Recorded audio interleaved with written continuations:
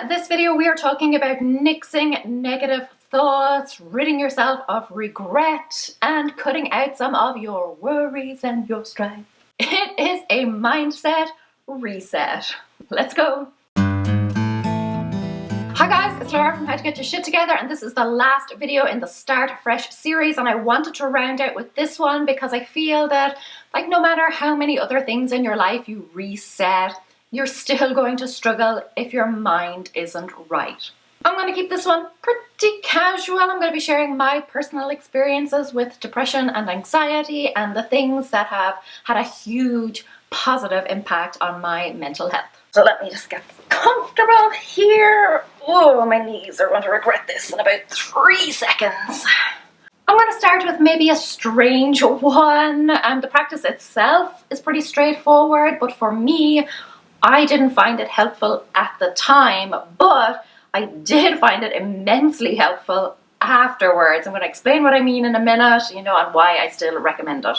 But let me just say first off that if you are currently going through a depressive episode, then I promise you, you will come out the other side. It will pass. Some, or maybe even all, of what I'm about to discuss may seem impossible to you right now, and that is okay. That's totally fine. Just use what you can and do what you have to do to take care of yourself.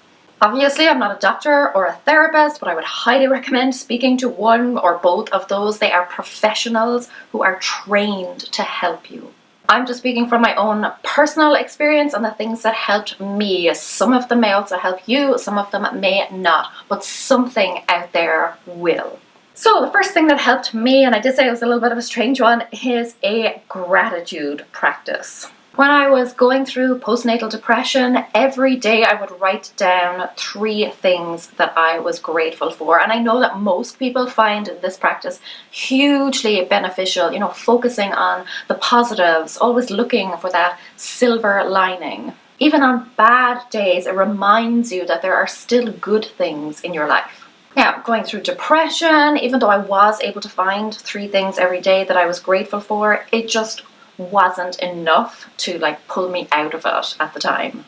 But once I had come out of it and I was looking back and trying to process everything, then I found it really helpful to look back on those gratitude pages, because it would be really easy for me to think that period in my life, that whole period, was just pure darkness. And honestly, I still feel very angry and bitter about that whole thing. I feel like it robbed me of so much. But with hindsight, I'm able to see that even when I was going through the toughest period of my life, even when I was at my lowest low, I still had things, good things in my life. I still had something to hold on to. And that helps me now. It helps me to feel a little less resentful of what happened, and knowing that it wasn't all bad, that it didn't take everything from me. And it also makes me realize that no matter what may happen in the future, no matter how dark life might get for me, there will always be those little sparks of light that will eventually lead me through. So practicing gratitude does help to reframe your thinking, even if it's not at the time, certainly looking back, because it trains you to focus on the glass that's half full. Another practice then that has really helped me is daily journaling. But again, it's not actually the act of writing, it's the looking back. Unless your doctor or your therapist recommends it, I wouldn't really advise journaling if you're going through depression right now. It's something that you should do when you have a little bit more clarity of thought, a little bit more perspective. Now, I am not one of those deep thinkers when it comes to journaling. I don't use it as a form of therapy. I'm much more kind of surface level with it. I just jot down things that are happening and generally how I feel. It's more like memory keeping for me. And again, I don't find much benefit in the sole act of writing things down, but it is looking back on old entries. That is where the magic happens.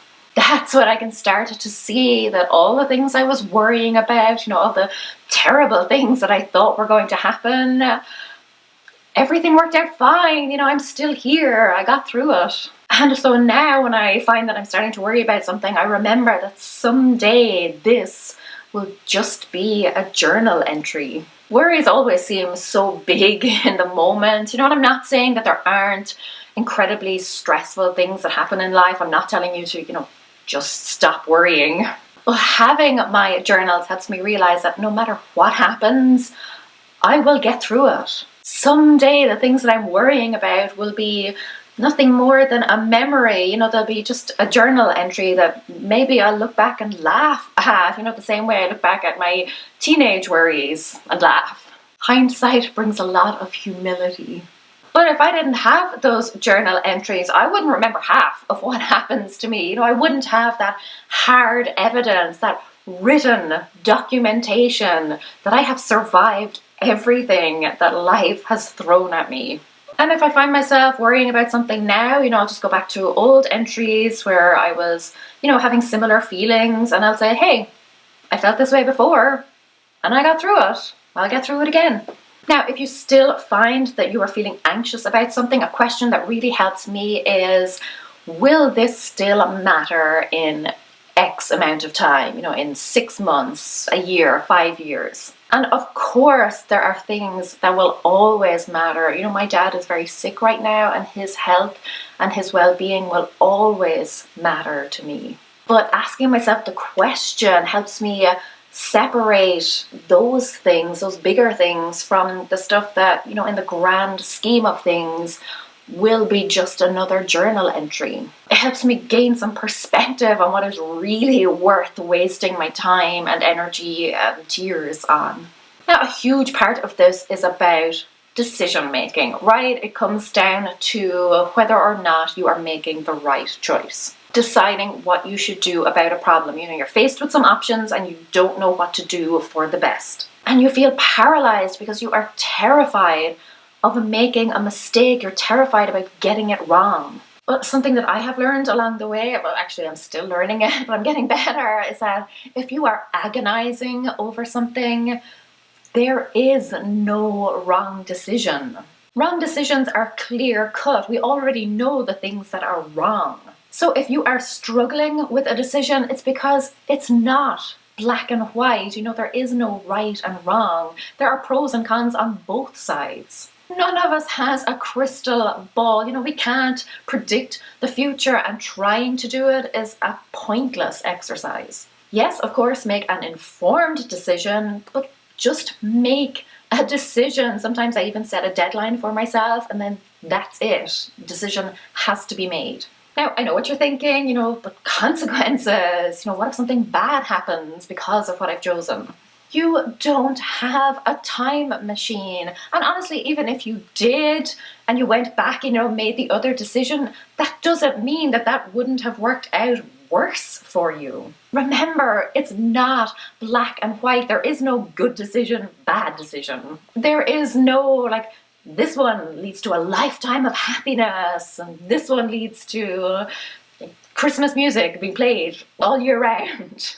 You can never know what decision is best or what the outcome will be. You don't know what path your life will take, so just choose and be done with the worry.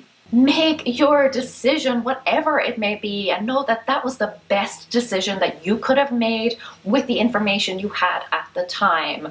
Some good things will come of it, and yeah, maybe some bad things will come of it. But the other decision would have been the exact same, just different good things, but also different bad things. Okay, so you might be thinking now, that's great for making decisions in the future, but I have already done something that I regret. I've already made a mistake, or I think I've made a mistake, because remember, you cannot ever be sure. You can't say for definite that the other decision would have worked out better for you. But how do you deal with regret? How do you deal with that feeling that you have wasted time because of something that has happened or because of a decision you've made? Regrets are just lessons. Yeah, sometimes they're hard lessons, but lessons nonetheless. If you feel regret, it's because you have a moral compass. You did something, there were consequences, and now you live with them. And hopefully you never make that mistake again.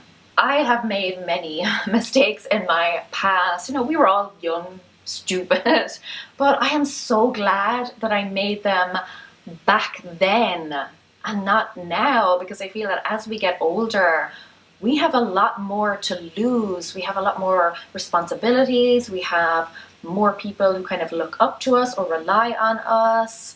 As we get older, our actions can have bigger, more far-reaching consequences. You made a decision that you thought was right for you at the time, and regardless of the outcome, it has made you the person that you are today.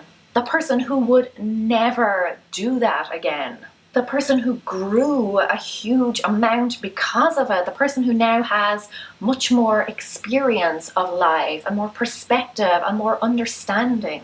The person who is more compassionate and can now guide other people who are facing a similar situation.